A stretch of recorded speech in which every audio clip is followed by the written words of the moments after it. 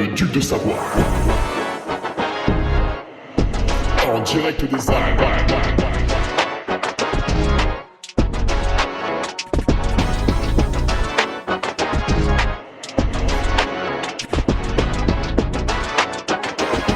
Le podcast de Hugo Ferrari.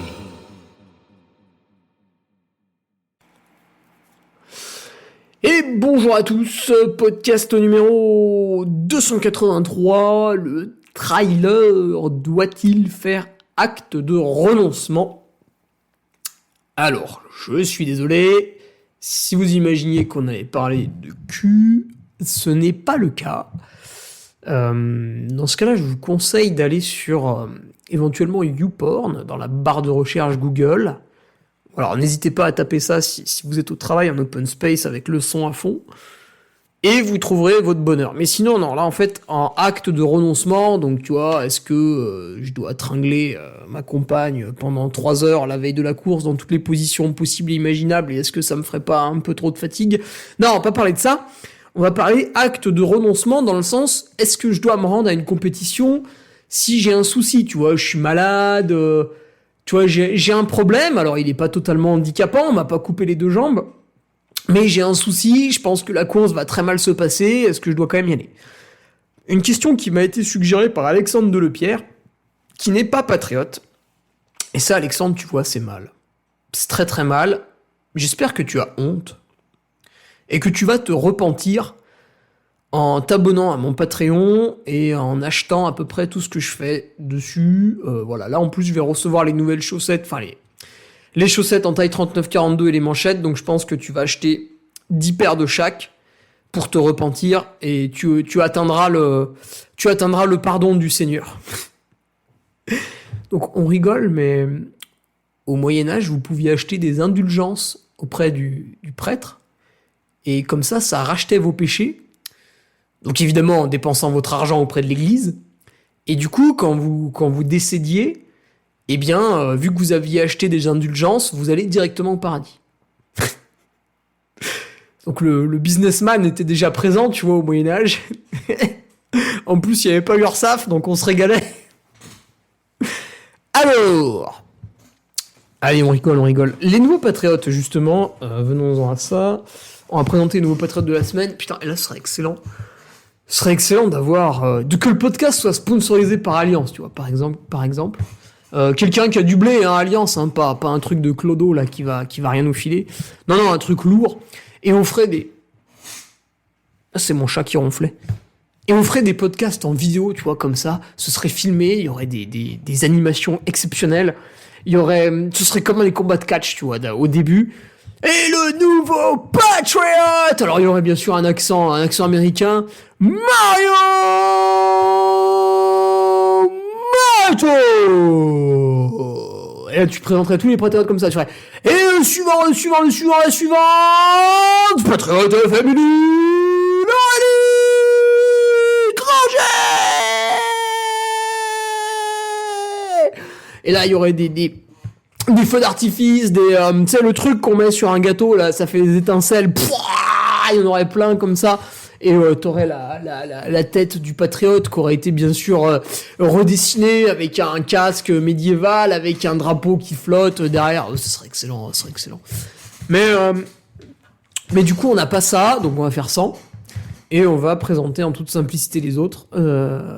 Romain Rousseau, Frédéric Rochette, Kaiser Sosé, Fred Molo, Sylvain Wyatt et Jacques Béraud. Voilà, messieurs. Allez, d'un point de vue speaker, là, on va rien branler pendant pas mal de temps. On va rien faire. Si, tiens, j'avais 2-3 orgas à contacter pour les week-ends prochains. Cela dit, il est déjà très tard, parce qu'évidemment, j'ai oublié de le faire. Et du coup, je pense qu'ils vont me dire que c'est mort. Mais je sais pas si vous avez vu, j'essaye de réorienter un peu mes animations autour de chez moi. Parce que, en fait, plus on se déplace, plus tout le monde perd. L'organisation doit payer mes frais de déplacement. Moi, je suis imposé sur mes frais de déplacement en tant qu'auto-entrepreneur, je peux pas les défiscaliser. Donc en fait, je suis imposé sur de l'argent que j'ai dépensé, ce qui est complètement débile, mais bon, c'est comme ça. Et je passe du temps dans le transport, ça peut être le train, la voiture, ce que tu veux. Et du coup, tout le monde perd, quoi. L'organisation perd, Hugo perd, tout le monde perd. Donc, mieux vaut animer proche de chez soi. Bref. Ouais, puis c'est vrai que mi-novembre, on a le week-end Patreon. Donc ouais, pas d'animation avant le trail des grenouilles à Poisy, samedi 18 novembre. Je crois que l'an passé, ils étaient pleins. Voilà, en général, on se marre bien là-bas, ils se déguisent et tout, sympa. Et le lendemain, trail de l'Arclusa, donc à la maison. Ouais. Et c'est tout. Voilà. D'un point de vue athlète, eh bien, les Templiers, on y est. C'est ce dimanche, on a J-1, 2, 3, 4. J-4. Ah oui, tiens, j'ai oublié de... Ouais, parce qu'en fait, quand j'enregistre le podcast, si tu veux, je pense à des trucs. Donc, je les note en même temps. Hop, Strava. Tac. Ouais, je coupe pas, ouais, parce que j'ai la flemme. Et les Templiers dimanche, donc j'ai proposé sur Patreon la petite... pendant la revue de presse, en fait, vu que l'actualité du week-end précédent était naze, j'ai proposé l'analyse des favoris des Templiers et des favorites. Voilà. Pour toujours que vous ayez une revue de presse qui déchire sa race. Voilà. D'un point de vue chaussettes, putain, je les ai pas reçues. Normalement, ça doit être cette semaine. Et les manchettes, c'est à la fin du mois. Et comme on est des dingues, on a déjà lancé. Putain, j'ai le design du t-shirt. C'est simple. À chaque fois que je jette un œil dessus, je m'assomme avec ma gaule. Tellement c'est beau. Alors, le t-shirt sera made in France. En fait, il sera même made in Savoie, presque. Parce qu'en fait, l'atelier est à Albertville, donc j'ai appris ça en me baladant sur le site internet de Caprin. Évidemment, je vais aller le visiter, du coup, pour vous faire des images, en fait. Ils ont mis les noms des employés, en plus, donc je sais pas, je crois qu'il y a Alexandra. Donc Alexandra, quand elle va attaquer les t-shirts du Carmi, je serai là, ouais, avec des gros pouces derrière, comme ça, ouais, c'est génial. Alors, on fera des petites images, c'est vrai que c'est marrant. Et ouais, du coup, t-shirt, putain, quasiment made in Savoie, quoi. Allez, les frais de port banco, j'arrive sur mon superbe C5 break de l'espace, là. Pouah, je mets un grand coup de frein à main parce que les pneus Michelin, ça coûte 150 balles pièce, on peut les user. Et voilà, et là, tac, on ouvre le coffre, bam, on fout les t-shirts, je repars, tac, 180 sur l'autoroute parce que les gendarmes, c'est les copains. Pop, pop, pop, pop, et hop, on est à la maison, on a les t-shirts Caprin, c'est génial. Ouais, donc, ça va être top. Alors par contre, vu que c'est du Made in Savoie, évidemment, ça va vous coûter une couille. Mais j'attire votre attention sur le fait... Je commence déjà à attaquer la vente des t-shirts, hein, parce que je crois que je vais sortir un billet de 6000 balles, donc si tu veux, le compte bancaire, il va faire « Waouh !» Qu'est-ce que tu fais là? L'URSSAF va passer derrière, paf, j'aurai un découvert de 10 000 euros. La banquière va m'appeler, Monsieur Ferrier, vous allez aller en prison là? Je dis non, reste calme Gertrude, ça va bien se passer. Ne t'inquiète pas, surtout ne t'inquiète pas. Du coup, ouais, il y aura une petite campagne de financement pour ces t-shirts qui en fait servent de précommande, hein, exactement comme j'avais fait pour les chaussettes au début, parce que j'étais pauvre. Et voilà. Et qu'est-ce que je voulais dire du coup sur ces t-shirts? Ah oui, vous avez quand même un textile déjà qui pète sa race, qui est de très grande qualité. On n'est peut-être pas sur la qualité de Wise, par exemple. Je crois que Wise, c'est peut-être les t-shirts les plus quali. Bon, après, on est sur je sais plus combien d'euros le t-shirt, il est à 80, 90. Là, en fait, c'est des t-shirts qui sont vendus 75 euros, par exemple, à Decathlon. Decathlon revend un t-shirt Caprin. Et normalement, j'attends quand même la confirmation du boss. Je vais pouvoir les revendre encore moins cher. Avec mon design. Mais c'est vrai que peut-être il va pas être content si je les revends moins cher que lui. Donc j'attends sa confirmation. Voilà, il sera ravi de l'entendre en podcast. La négociation en direct avec 5000 écoutes, tu vois, 5000 oreilles attentives. Mais bon, le gars est sympa en tout cas. Voilà. Et le design, ouais, exceptionnel. Je vous mettrai le design sur la précommande. Bon, vous allez voir, c'est génial, c'est génial. En fait, n'importe quel Savoyard devrait l'acheter, quoi. C'est presque obligatoire. Voilà, quoi, bon, les petites news. Allez, on va peut-être passer au podcast, quand même, parce que... Au bout d'un moment, le chat va se réveiller, puis il aura faim. Voilà, je vois qu'il bâille énormément. Oula, oui. Ouais, on est très très fatigué, là. Alors... C'est vrai que sur Twitter, je vous avais... Tiens, ceux qui savent qui dit ça, Twitter. Mettez-le en commentaire, on va voir si vous avez des refs exceptionnels. C'est vrai que j'avais promis de débusquer 2 tricheurs de la SwissPix. Bon, alors on m'a fait remarquer que c'était pas gentil de dénoncer des tricheurs. Bon, je tiens à préciser que ceux que j'ai dénoncés les 2 semaines d'avant, il y en a, c'est des erreurs d'inattention. Et ça peut arriver un peu à tout le monde, donc c'est pas la peine d'aller les insulter. Déjà, c'est débile, ça sert à rien. Ça fait du mal à tout le monde. En fait, quand vous causez du tort à quelqu'un, donc en étant méchant, hein, délibérément, par exemple, vous baladez dans la rue, et d'un coup, vous mettez une énorme gifle à un passant. Vous allez me dire, ouais, mais moi, ça me fait rien. Si, en fait, mauvais karma. Mauvais karma, attention. Il faut toujours être juste. Et par exemple, quand vous avez quelqu'un qui triche par inadvertance ou volontairement, hein, par exemple, là, Didier Zago, il a été pris à l'EPO. L'EPO, il se retrouve pas dans ton sang comme ça. C'est qu'à un moment donné, t'as quand même sacrément déconné. Et ça sert à rien d'aller couvrir d'insultes la personne. Déjà, elle va pas retirer l'EPO de son système sanguin, c'est impossible. Donc ça sert absolument à rien. Par contre, vous pouvez aller toquer auprès des organismes en disant c'est bon là, il peut recevoir une sanction là, pourquoi vous êtes laxiste comme ça? Parce que par exemple, la semaine dernière, je dénonçais quelqu'un qui avait pris la voiture. Donc on en a un autre aujourd'hui. Et la personne qui s'est fait doubler par quelqu'un en voiture et qui perd le podium à cause de quelqu'un qui, pendant son trail, s'est dit que utiliser la voiture, c'était ok, elle en a gros sur la patate, tu vois. Elle dit, putain, j'ai fait 35 heures de course, j'en ai chié ma race et tout. Normalement, je devais être 3ème, je me retrouve 4ème parce qu'il y a machine qui, en fait, a pris la bagnole. Donc, elle a les boules, elle va le dire à l'organisateur. Et l'organisateur est au courant. J'envoie un mail au chronométreur, le chronométreur est au courant, et aujourd'hui, quand on se connecte sur le site internet, la personne est toujours classée, quoi. En fait, à un moment donné, si vous vous plaignez de la triche, soyez acteur. C'est ce que disait Christophe Basson dans son podcast. Ouais, vous dites machin, faut faire ceci, faut faire cela, mais qu'est-ce que vous faites là? À part vous pignoler, qu'est-ce que vous faites? Faites rien, en fait. Tout le monde hurle, ouais, Jonas Vingegaard, il était dopé, machin, bidule et tout. Bon, déjà, il n'y a aucune preuve. Donc le mec se fait insulter toute la journée sur les réseaux sociaux, alors qu'il a rien fait, enfin, en tout cas, on n'a rien prouvé. Donc c'est débile de s'en prendre à la personne, il faut s'en prendre aux organismes. En les interrogeant, tu vois, pourquoi vous jugez rien ni personne? Est-ce que c'est un manque de moyens? Dans ce cas-là, comment on peut participer au fonctionnement, etc., etc. Bon, là, c'est sûr, c'est chiant, faut mettre la main à la poche, on n'a pas envie. Alors aujourd'hui, du coup, ça sert à rien de dénoncer des mecs toutes les semaines, même si, tiens, c'est marrant, je me suis aperçu que finalement, j'avais suffisamment de contenu pour le faire.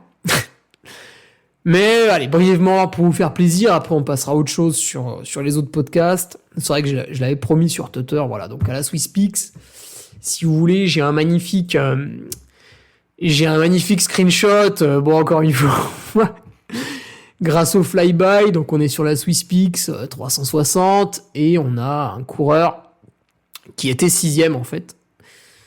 Il arrive au dernier ravitaillement, il est 6ème, et une vingtaine de kilomètres plus tard, il passe la ligne d'arrivée, et il est 9ème. C'est marrant, hein. Et en fait, personne l'a doublé. Qui se dit, c'est bizarre, les bénévoles, ils m'annoncent 9ème, 6ème, j'arrive à l'arrivée, je suis 9ème. Alors lui, il se dit, les bénévoles, c'est une troupe d'abrutis, ils avaient picolé, et ils m'ont raconté des conneries.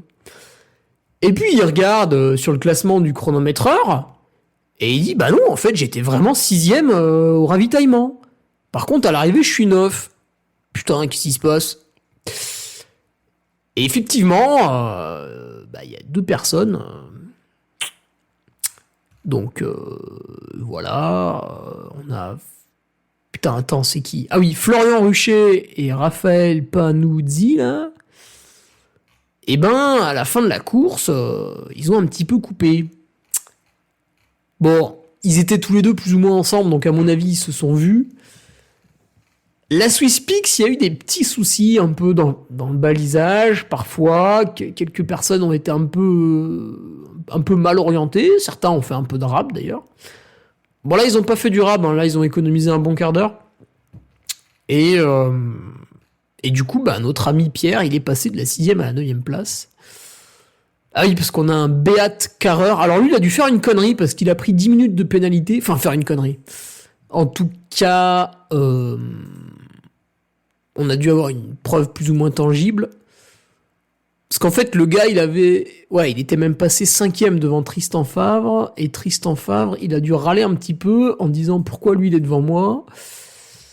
Oui, alors ce qui est marrant, en plus, Beat, pareil, il avait fait la dernière section 45 minutes plus vite que tout le monde, ce qui est quand même étonnant sur un 20 bornes. Ouais. Donc voilà, vous voyez, c'est... J'ai envie de dire, c'est presque sur toutes les courses. Hein. Vous avez des gens qui coupent. Alors peut-être n'ont-ils pas fait exprès, hein, parce qu'en fait, ça fait une énorme épingle à la fin, et vous avez une route qui relie les deux, qui coupe vraiment, là. Et peut-être ils ont vu une rubalise à l'entrée de la route qui coupe, ils sont allés dedans, et en fait, après, tu retombes tout de suite sur le parcours, donc peut-être que tu retombes tout de suite sur du balisage, et effectivement, en fait, ils ont coupé sans s'en apercevoir. Alors, c'est tout à fait possible. Mais dans ce cas-là, maintenant qu'on a la preuve que ces deux personnes n'ont pas effectué la totalité du parcours, il faut appliquer une pénalité, en fait. Il faut pas dire c'est bien, c'est mal, on s'en fout, il n'y a pas d'avis à donner. Il faut rester... c'est le flegme anglais, tu vois. Il faut rester neutre, zen. Constater simplement, donc voilà, on a une photo, il y a une trace GPS qui coupe, il y a une trace GPS qui coupe pas, tous ceux qui ont la trace GPS qui coupe, tu estimes de combien est la coupe, donc je crois que c'est à peu près un quart d'heure, hop, tu leur mets plus 15 minutes dans le classement, et c'est réglé, tu vois, c'est pas méchant, il y a pas, justice est plus ou moins rétablie, il y a pas de souci en fait. Et c'est là où l'humain me surprendra toujours, enfin du coup il me surprend de moins en moins, parce qu'à chaque fois les gens ont besoin de s'énerver, de s'invectiver, de dire « Ouais, mais quel salopard, il a coupé et tout !» Non, il faut juste constater, débriefer la situation, pourquoi il a fait ça, c'était volontaire, c'était involontaire. Là, tu pourras peut-être jamais savoir à 100%, mais tu discutes avec la personne, tu lui fous sa trace GPX sous le nez, tu lui dis « Bon, là, t'as coupé, t'as pas fait la totalité du parcours, écoute, moi j'estime ça à plutôt 15 minutes de pénalité, et puis tu demandes au méchant là, tu lui dis ouais, toi t'en penses quoi, 15 minutes?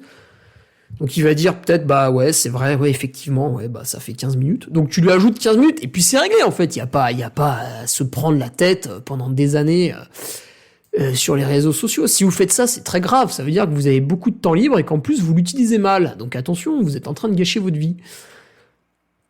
Alors, qu'est-ce qu'on avait d'autre après? Tac, tac, tac. Putain, il y en a un troisième, là, qui avait coupé, là. Jua Palizao. Ouais, c'est pas bien, ça. Ah, lui, il était sur la 360, en plus. Bon, lui, il était peut-être sec.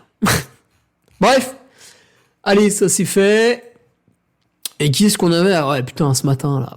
Oh là là, encore un message. Allez, c'est bonus. C'est bonus. Sur l'Ultra Zéro, là, on a un 100 bornes. Alors, c'était en 2022. Et j'aime beaucoup parce que, tu sais, tu crois tout le monde est beau, tout le monde est gentil, puis tu te rends compte. Donc on a un cas bizarre en 2022, là, sur le 100 bornes de l'Ultra 01. On a une personne qui, en fait, au kilomètre 75, était 58e et qui, à l'arrivée, donc 25 bornes plus tard, est 17e. Et là, vous allez dire, putain, le mec a fini fort. Alors oui, il a fini tellement fort qu'il a fait du 13 de moyenne.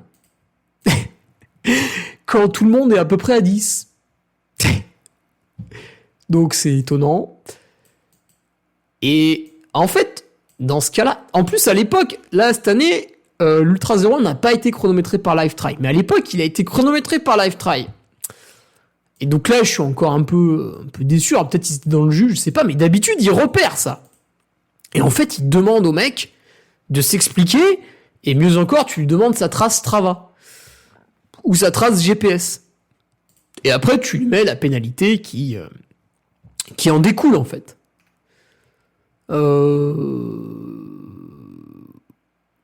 Ouais, les 3 premiers, ils ont mis 9,5, 9 et 8,9 km/h pour faire la section. Et lui, il fait la section à 13 km/h. Donc, qu'est-ce qu'il a fait ? Il a pris le vélo, la trottinette électrique, la voiture, les 3 en même temps. Il a coupé. Donc, c'est des zones urbaines un peu, sur la fin de l'Ultra 01. Donc, voilà. Vous voyez, c'est... Mais on s'en fout, tu vois, c'est de la triche au milieu du peloton. On n'en a rien à secouer. Passer de 58e à 17e. Mais c'est le... Enfin, moi, je comprends pas le geste, quoi. Je comprends pas... En plus, quand je suis animateur sur les courses, très souvent, vous avez des gens tout à fait honnêtes qui viennent vous voir et ils me disent, tu sais, ils passent la ligne ou alors ils passent pas la ligne, ça dépend des fois. Et après, ils viennent me voir et me disent, ouais, en fait, faut me rajouter du temps parce qu'à tel endroit, je me suis paumé et le parcours faisait 45 bornes et sur un monde, j'ai 40. Alors, en fait, moi, ce que je fais, je dis au mec, attends, on va peut-être éviter d'aller déranger l'organisateur parce qu'il a pas que ça à foutre. T'as fait quoi là ? T'as coupé 5 bornes ? Ah, ok. T'as quoi ? T'as 10 de moyenne là sur la sortie ? Ah, ok. Ouais. Vas-y, on te met 45 minutes de pénat. Puis le mec il me... Ah ouais, ok, d'accord. Et on lui met 45 minutes de pénat. Et franchement, j'ai souvent fait ça. Et les gens viennent se dénoncer d'eux-mêmes. Du coup, tu peux t'interroger en fait. Parce que le mec, là, quand même, il fait du 13 de moyenne sur la fin de parcours. Pourquoi il est pas venu de lui-même dire à l'organisateur je me suis planté, j'ai pas vu une bifurcation, j'ai coupé, du coup j'ai gagné vachement de temps, faut au moins me mettre une péna quoi, parce que là je mérite pas là, tu vois. Et en fait, tu vois, il vient pas se dénoncer. C'est bizarre, finalement il a acquis un truc, mais l'humain est étonnant. Enfin bref, voilà, j'avais promis une dernière fois, voilà, c'est fait. Écoutez, moi je continue à garnir mes dossiers, mais voilà, je vous emmerderai plus sur le podcast avec ça en a embêté quelques-uns. Voilà, écoutez, pourquoi pas de soucis. Après, je tiens quand même...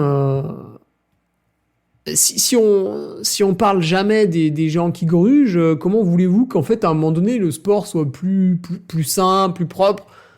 Parce que... Tu sais, c'est comme toi, la première fois que tu voles un truc au supermarché, t'as l'impression que tu vas finir en prison pendant 10 ans. Puis en fait, il se passe rien. Puis du coup, la fois d'après, tu revoles un truc. Et puis au bout d'un moment, ça devient naturel. Et en fait, à chaque fois que tu vas, tu mets des trucs dans tes poches. Voilà, parce qu'en fait, tu te dis, je risque rien, quoi. Voilà. C'est toujours les trucs qui sont jamais trop dérangeants. Donc voilà. Moi, ça me gêne pas. Ça me gêne pas, parce que... je m'en fous des gens qui... Là, je vais participer aux Templiers. Combien il y en a qui vont se ravitailler en famille à la Roque Sainte-Marguerite alors que c'est interdit ? Mais il y en a plein. Allez-y au milieu de la journée, vous allez voir, tout le monde se fait ravitailler. Enfin, la plupart se font ravitailler à la Roque Sainte-Marguerite, avec les familles, les voitures ouvertes et tout. Alors normalement, la route est fermée cette année, mais bon, on verra. En tout cas, quand j'ai fait les Templiers en 2016, c'était interdit de se ravitailler à la Roque, et il y en a beaucoup qui se sont pas gênés. Voilà, c'est quand même dommage. Ouais, c'est bon. Pourquoi pas. Et vu qu'on les punit jamais, ils vont continuer à le faire. C'est jamais grave, en fait. C'est vrai, c'est pas très grave. Mais c'est chiant. C'est chiant, quoi. Voilà. Allez. On passe un peu au sujet du jour, quand même. Avec cet acte de renoncement. Alors, acte de renoncement, donc, situation de départ, mon trailer comprend qu'il va pas être en forme ce week-end. Alors, je sais pas, peut-être, le mercredi, t'as 39 de fièvre. Tu supposes que le samedi, elle sera partie et que le dimanche, tu vas pouvoir courir. Mais quand ton corps, il a enduré 3 jours de fièvre, il va pas être au top le dimanche. Ou t'as la gorge enrouée le mercredi, le jeudi c'est encore pire, le vendredi c'est le nez qui est complètement bouché, donc là tu sens que ta course le dimanche ça va être de la merde. Ou tu ne t'es pas assez entraîné, Et en fait, 5 jours avant, tu regardes ce que tu as fait sur ton application Nolio. D'ailleurs, il faut tous que vous la téléchargiez et que vous vous abonniez au mois à Nolio, c'est capital. Tu regardes sur ton application Nolio et tu vois que t'as pas assez borné, t'es pas assez entraîné. Vraiment, t'as rien foutu. Hein. Vraiment, tu regardes, tu fais oh là là là là. Oh, j'ai un 100 bornes ce week-end. Ah mais jamais de la vie je pourrais le faire, c'est pas possible. C'est pas possible. Donc tu constates, 2-3 jours avant la course, tu constates que ça va mal se passer. D'accord ? Ça, c'est la situation de départ. Je constate, je suis quasiment certain que ça va mal se passer. Et donc, c'est très facile. 2 choix s'offrent à toi. Choix numéro 1, je renonce. Je n'y vais pas. Choix numéro 2, je m'entête. J'y vais quand même. Parce que j'ai payé le dossard, donc j'y vais, bordel. Bordel de merde. Alors, arrêtons-nous sur le choix numéro 1. Ah non, merde, choix numéro... arrêtons... je me suis embrouillé. Arrêtons-nous sur le choix du coureur qui s'entête. Donc le coureur s'entête pour une raison purement financière. D'ailleurs, toutes les personnes qui pratiquent le trail sont des gens relativement aisés. Parce que ça veut dire qu'ils n'ont pas besoin d'avoir un métier difficile pour gagner leur vie. Ils gagnent leur vie de manière plutôt oisive et du coup, ils ont de l'énergie à revendre le week-end. Ce qui en fait était totalement inenvisageable du temps de mes grands-parents parce que les deux étaient fermiers. Donc, à aucun moment, le dimanche, mon grand-père se disait « Tiens, je vais faire un trail de 100 bornes. » Parce qu'en fait, le dimanche, les vaches, c'est comme le samedi, il fallait les nourrir. Et puis après, il fallait s'occuper du jardin. Et puis après, il fallait s'occuper des autres bêtes. Et puis après, il fallait s'occuper des champs, etc., etc., etc. Et c'était un boulot physique, donc en fait, à aucun moment, tu pensais que tu allais faire du sport. Et aujourd'hui, on a tout un tas de gens qui font des boulots qui sont pas physiques, alors qui sont utiles, hein, sinon ils n'existeraient pas. Mais c'est vrai que du coup, on a de l'énergie à revendre. Donc c'est vrai qu'on a une société de loisirs et on peut aller faire notre trail. Mais quand vous avez non seulement de l'énergie à revendre le week-end et suffisamment d'argent pour dépenser peut-être 50 € dans un dossard, ou plus si c'est des courses longues, vous faites partie des gens pour qui, dans le monde, ça va. Globalement, ça va. Vous n'êtes pas un Pakistanais en train de coudre des t-shirts Nike qui vont être vendus 150 €. Voilà, vous, ça va. Vous, ça va. Eh bien, vous allez quand même vous entêter juste parce que vous avez payé le dossard du Maratrail de Trifouilly-les-Oies, là, vous avez dépensé 46 €, et juste parce que vous avez dépensé 46 €, vous allez absolument vouloir aller à la course, alors que vous êtes malade, ça ne passera pas. Donc vous vous entêtez. Vous vous entêtez parce que vous avez dépensé ces 46 €. Qu'est-ce qui se passe à cause de votre endettement ? Regardez, vous vous entêtez parce que vous estimez avoir perdu de l'argent. Mais votre entêtement va vous faire perdre encore plus d'argent. Parce que du coup, vous vous rendez à la compétition, vu que vous n'êtes pas bien, la compétition se passe mal, d'accord ? Ça implique des frais de transport. Quand vous utilisez votre voiture, minimum, je dis bien minimum, ça vous coûte 50 centimes au kilomètre. Ceux qui sont pas d'accord, dites-moi comment vous payez vos assurances, vos pneus et les frais de réparation au garage. Alors, peut-être en suçant des types dans une ruelle sombre, mais moi je les paye grâce aux fruits de mon travail et donc à l'argent. Et du coup, ça fait mal quand les factures elles tombent et les frais de déplacement c'est minimum 50 centimes le kilomètre. Donc si vous vous rendez à une course qui est à 50 bornes de chez vous, le simple déplacement aller-retour vous a déjà coûté 50 €. Donc, vous rajoutez ces 50 € au prix du dossard, vous arrivez à 100 €. Admettons qu'en plus, vous ayez cassé les couilles à toute la famille pour qu'elle vienne vous voir, vous encourager et vous ravitailler au milieu de la forêt. Hors zone ou pas, ça c'est un autre débat. C'est-à-dire que non seulement vous gâchez votre dimanche en effectuant une performance sportive lamentable, difficile et qui ne vous a absolument pas plu, donc vous n'en retirez aucun bénéfice mental, Physiquement, c'était dur. Vous avez passé une sale journée. Vous avez aggravé votre déficit bancaire. Au lieu de perdre seulement 46 euros, vous en avez perdu 46 plus 50. Et en plus de ça, vous avez impliqué dans votre malheur et dans votre chute des membres de votre famille ou des amis. Donc, vous avez bousillé aussi leur journée. Donc, vous voyez un petit peu les conséquences d'un entêtement. D'autant plus que si vous êtes gentil, si vous négociez, si c'est une petite course, peut-être que l'organisation pourra être sympa en décalant votre dossard l'année d'après, en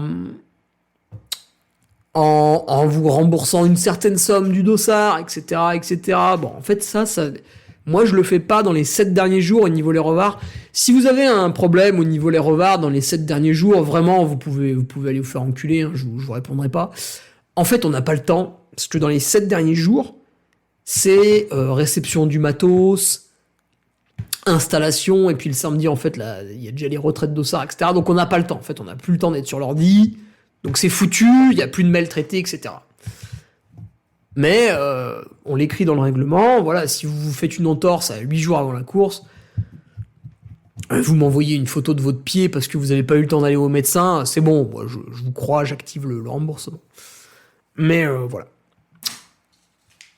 Donc, un coureur qui s'entête, parce qu'il a dépensé une certaine somme d'argent pour cette course, va forcément encore plus creuser sa tombe.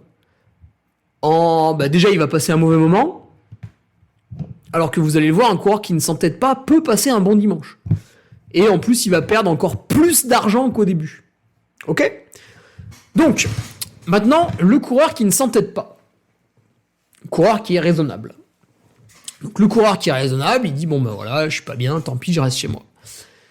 Donc déjà, le petit mail gentil à l'organisateur, peut-être qu'il va pouvoir faire revenir 15 balles, voilà, etc. Alors en général, vos frais d'inscription sur les courses, c'est pour des associations. Donc vous n'êtes pas en train d'enrichir Total Energy. Donc vous pouvez leur laisser le prix de l'inscription, hein, vous inquiétez pas, ils vont très très bien gérer l'argent. Vous pouvez leur laisser. Sans faire un cinéma pour être remboursé. D'ailleurs, ça a été mon cas. Fin septembre, je voulais aller à un trail, la Saint-Saulcourse. En fait, c'était pas pour des raisons physiques, mais pour des raisons personnelles. Je ne pouvais pas me déplacer ce jour-là, et donc ne me rendre à la course. Bon, j'avais payé, je crois, 36 € le dossard. Bon, je leur ai envoyé un mail pour leur dire que j'étais pas là, parce qu'ils étaient tout contents que je vienne. Mais je leur ai dit non, mais calmez-vous, en fait, arrêtez de mettre 50 photos de moi comme quoi je serai au départ, parce que je peux pas venir, en fait. J'ai un souci, je peux pas me déplacer demain, donc voilà, je suis désolé, je serai pas là. Mais je leur ai laissé l'argent d'inscription, quoi, m'en fous, pas besoin. Il était parti du compte bancaire, donc c'est bien que, tu vois, il était là, il n'y a pas besoin. Et du coup, un coureur qui reste chez lui, déjà, il peut peut-être récupérer une certaine somme de son dossard. Et s'il avait réservé un logement, souvent, sur Airbnb, sur Booking, voilà, quand vous annulez 2-3 jours avant, il y a moyen de récupérer peut-être 50% de la somme, voire même, des fois, il y en a qui proposent des annulations gratuites jusqu'à 2 jours avant votre départ. Et ça peut être intéressant à regarder quand vous réservez votre séjour, ok ? Et puis après, surtout, en fait, déjà, vous gagnez du temps parce que vous ne vous déplacez pas. Et vous économisez de l'argent parce que vous ne vous déplacez pas. Mais en plus de ça, vous allez passer un bon dimanche. Donc, ok, vous n'êtes pas à la course, mais de toute manière, elle allait mal se passer et elle n'allait générer que des choses négatives. Du coup, vous restez chez vous et vous me pompez l'air suffisamment avec ça en me disant « Ouais, mais tu te rends pas compte moi, j'ai une famille, patati, patata, ça implique tout un tas de choses. » Bon, écoute, gros, si t'es pas content, revends tes enfants au marché noir. Hein. Fallait pas les faire. Hein. Je comprends pas trop les gens qui se plaignent comme ça de choses qu'ils ont eux-mêmes voulu, en fait. Bref. Donc, la moyenne, vous avez une famille, des enfants, un truc comme ça. Et du coup, bah, finalement, vous restez à la maison, donc c'est l'occasion de passer du temps en famille, de se faire plaisir différemment, peut-être de marcher en forêt, de faire des gâteaux, enfin, j'en sais rien. Et du coup, et en fait, vous retournez la situation. Et là, vous êtes malin, en fait. Et là, vous gagnez sur tous les tableaux. Au lieu de dire, je m'entête, je continue à perdre de l'argent et à me créer des émotions négatives en allant à cette course et ça va mal se passer, je reste chez moi peinard. Si je suis en famille, je fais des trucs cool en famille, on kiffe, on passe un bon moment. Si je suis tout seul, bah, je sais pas, je prévois d'autres week-ends dans l'année, tranquille, je me repose, voilà, je me fais du bien, je me fais couler un bain chaud. Ah putain, merde, non, ça c'est pas écologique là, je vais me faire taper dessus par la Pro Trail Runner Association là, voilà, attendez. Voilà, attention, j'ai proposé un truc gravissime là. Mais à culpa, je condamne fermement mes propos, voilà, je suis désolé. Voilà, vous pouvez passer un bon dimanche malgré l'absence de la compétition. Vous retournez la situation en votre faveur. Et ça, c'est un truc que j'applique dans la vie de tous les jours. Donc moi, tu vois, je suis plutôt solitaire et très indépendant. Et c'est vrai que globalement, tous les jours, j'effectue une multitude de tâches que j'ai délibérément choisies. Et arrive un moment... Tiens, bah j'ai soif. En fait, arrive un moment où tel jour, je suis obligé de faire une tâche que je n'ai pas choisie. Tu vois, je suis là, tranquille, je me dis, ah tiens, jeudi, ouais, je suis peinard là, je vais rien branler, je vais avancer un peu un article Patreon, pof. Ouais, c'est pas urgent, je vais faire ça à la cool en buvant un café, patati patata. Et puis la veille, quelqu'un m'appelle, oh putain, j'ai absolument besoin de toi pour faire tel truc demain, machin, faut que je me déplace, il y a 1 heure de route, tout ça. Et puis au final, je vais retourner la situation à mon avantage, je vais me dire, ah attends, 1 heure de route, ah je me rends dans telle ville, ah peut-être il y a des patriotes, ils voulaient que je livre des paquets de café, de la bière, tac. Ah bah attends, c'est dans telle ville, ah bah j'avais un copain à côté, je vais passer le voir et tout, on va boire un café ensemble, ça va être sympa.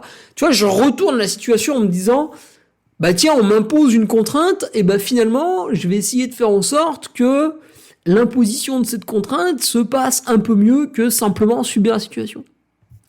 Donc là, je vous ai donné mon cas personnel, mais ça peut être... on peut imaginer plein d'autres choses.